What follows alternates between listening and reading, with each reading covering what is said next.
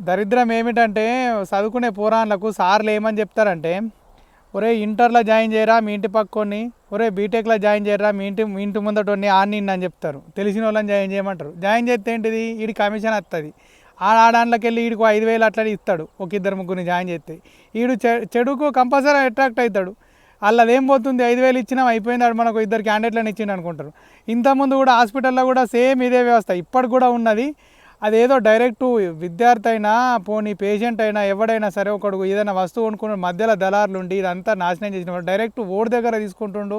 ఓడొత్తుండు ఆడికే. నువ్వు రేపు పొద్దున కాలేజా స్కూలా ఏదైనా సరే హాస్పిటల్ 10 రూపాయలు బిల్లు తక్కువ ఎత్తే ఆడే 10 మందికి ఎప్పడా మా పలానా సార్ దగ్గరకు పోతే మనకు 10 రూపాయలు తక్కువ చేసిరా, పలానా కాలేజీలకు పోతే 10 రూపాయలు లేవంటే మనకు టీసీ ఇచ్చిరా, బోనఫైడ్ ఇచ్చిరా అని చెప్పుకోరా. అది లేదు తెలివి. కాకపోతే నువ్వు 10 మందిని జాయిన్ చేయి, 10 మందిని ఇట్లా అట్లా నీకు 10 రూపాయలు ఇస్తాము. ఆడు నాశనం కావడానికి ఇది మూల కారణం.